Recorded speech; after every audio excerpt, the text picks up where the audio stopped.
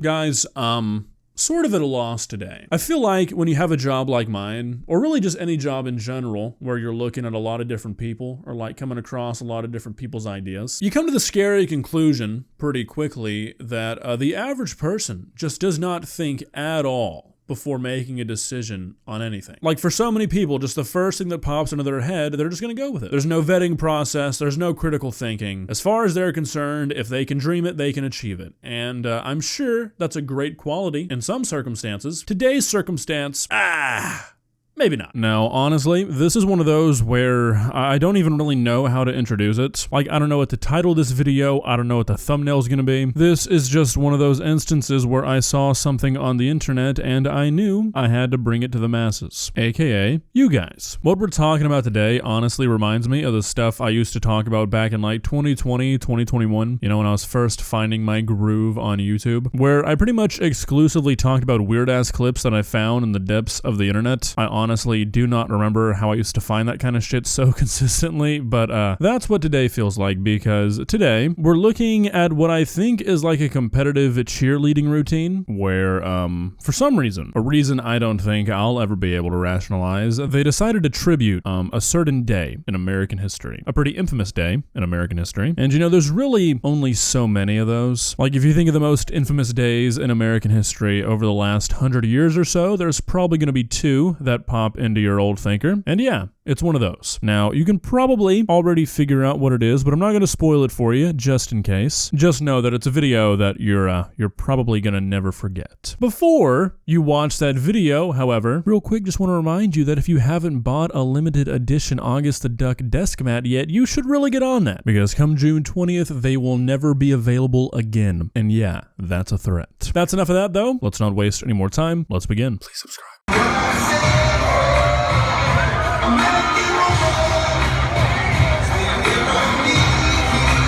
Okay, so I don't know what the fuck this was filmed on. I don't know if the horrendous quality is just a result of this being uploaded and re-uploaded a million times or what, or if this is just like relatively old footage. I've been trying to like NCIS zoom and enhance on these phones to figure out what they are, but no luck there. There's like no information about this video anywhere. Whenever you Google the keywords to try and find this, you just get articles about another cheerleading squad doing something pretty similar to this, but nowhere near as bad. Either way, I think the older this video is, it simultaneously gets worse and funnier.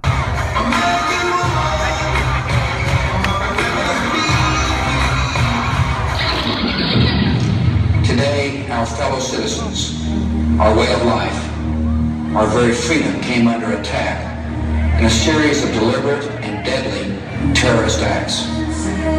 Okay, so if by this point you haven't figured out what's about to happen, actually, that's not even really fair to say. If at this point you haven't figured out what they're tributing, then I don't really know what to tell you, but there's absolutely nothing that could prepare you for what they're about to do to tribute what I hope you know at this point is 9/11. The victims were in airplanes.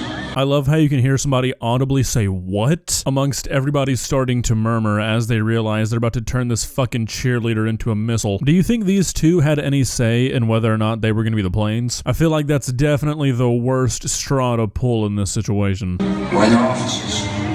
Secretaries, businessmen and women, military and federal workers, moms and dads, friends and neighbors. Thousands of lives were suddenly ended by evil.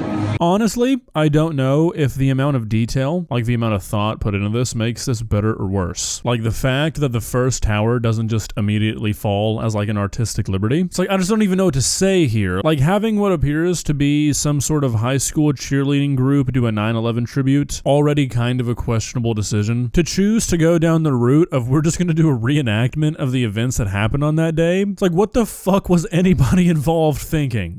Despicable acts of terror.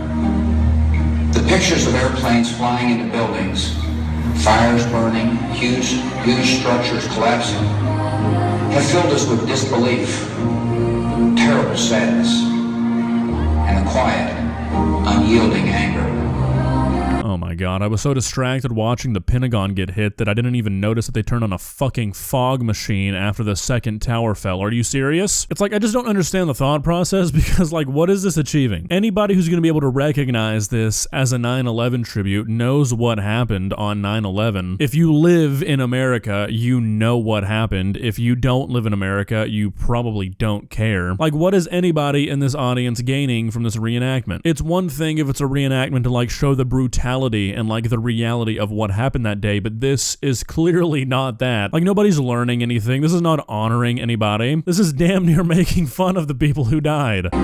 These acts of mass murder were intended to frighten our nation into chaos and retreat. But they have failed. Our country is strong. A great people has been moved to defend a great nation.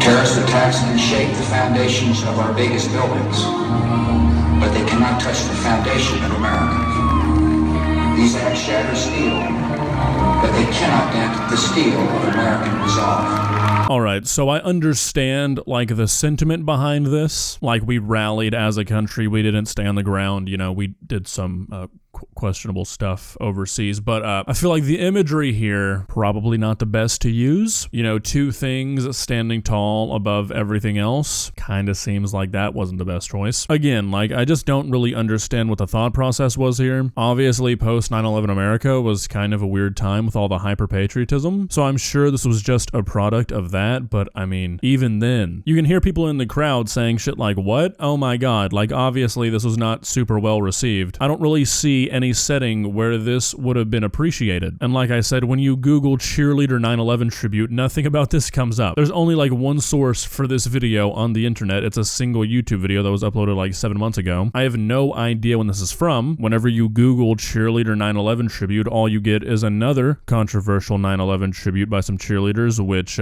this makes that look like the best fucking routine ever. Again, I think the idea of a cheerleading 9/11 tribute is kind of weird, but the one that gets all the attention, they don't do anything like this, so I don't know. The routine seems relatively fine, it's just a weird thing to make a routine out of. If you have any information on this routine, I would be very interested to hear it. Like, if you went to this school, or if you knew somebody who did, or if you just like heard about this happening when it happened, I've just gotta know what was like the general reception when this went down. Also, if you were one of the coaches who put this together, please come forward, even if it's anonymously. I will pay you to ask you just a few questions. I have got to know what the fuck was going through your head when you looked at your cheerleading squad and you were like, you know what? About to turn these motherfuckers into planes. I don't even know if I can like call this routine disrespectful because it was obviously done with like good intent, but good intent is not always enough, guys. That's how you get shit like this. I feel like this is a pretty safe rule of thumb moving forward for anybody who might be considering putting together a cheer routine like this. I feel like acts of terrorism should just really not be touched by the cheerleading space, you know what I mean? Don't get me wrong, interpretive art's important, but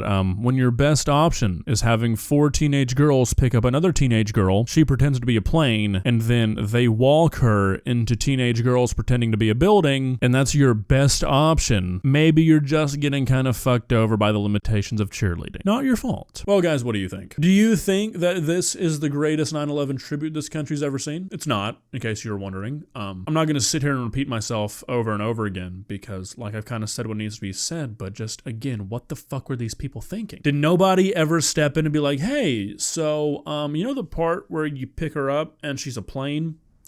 I don't think we should do that. It's just really hard for me to believe that multiple adults and even like a bunch of teenagers never saw this and were like, you know what?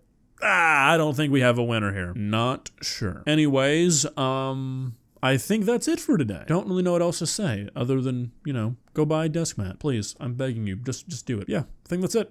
See ya.